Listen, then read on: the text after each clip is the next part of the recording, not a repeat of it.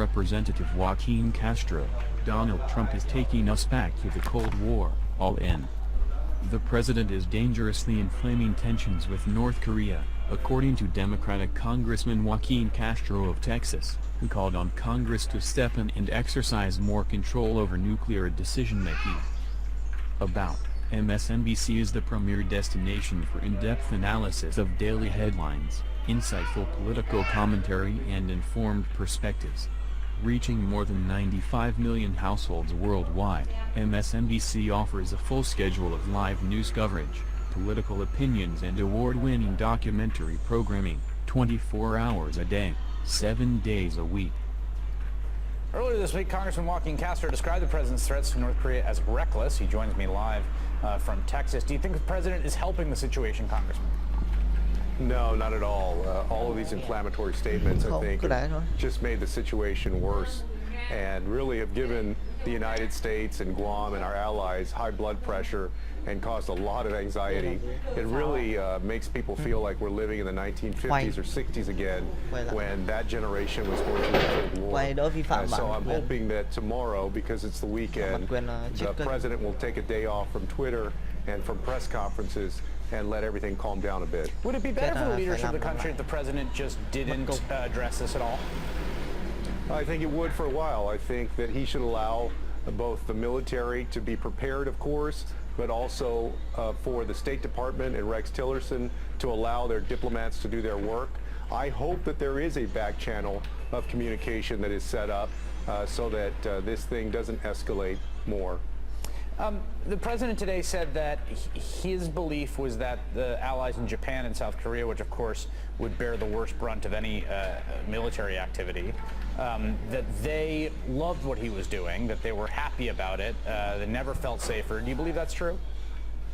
I don't, and honestly, I don't think that he has his pulse on what the leaders or what the people of South Korea or Japan are thinking, and really has not demonstrated any effort in trying to understand what they're thinking. I mean, remember, last week, this administration accomplished something significant.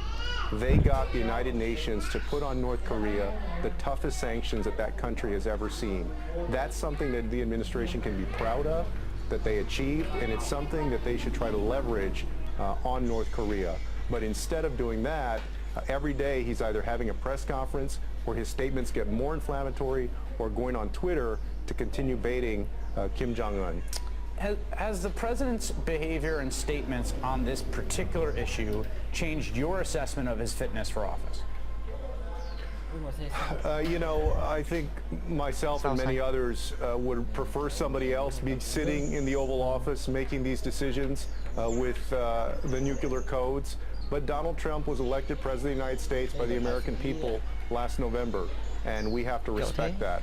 That said, I feel much more comfortable if it was another Republican even who was in this position. Is there anything Congress can do as you watch this happen? I mean, obviously the president has the nuclear codes, and it's been the case since the 1940s. The president essentially has a unilateral ability to do that. He has a unilateral ability in practice to essentially order U.S. troops anywhere in the world. Do you think there's any reassessment happening in Congress of your role? I think so. Now, remember, this is a Congress that for years has shirked its responsibility of drafting up a new AUMF, for example. So it very much has been a spectator to this kind of decision-making. But, you know, some of my colleagues today were saying that Paul Ryan should call the House back in session. Congress should have an active role in this discussion, most certainly because many folks don't trust the decision-making of the president. That means that others in government, including the legislative bodies, have to step in and take on a larger decision-making role. Finally, would any military action in Venezuela, as the president floated as a possibility today, would that be constitutional? Does he have the authority under current authorization to do that? Well, the War Powers Act, if we were going to be attacked, would give him the power to do that. But remember, in Venezuela, this is a place where we've not tried intense diplomacy even. And so I think my sense is that President Trump made that comment on the fly. I don't know how serious or not serious he was about it. But, you know, before you even talk about any kind of military action, we have to try diplomacy here. All right, Congressman Joaquin Castro, thank you. Thank you. Hey there, I'm Chris Hayes from MSNBC. Thanks for watching MSNBC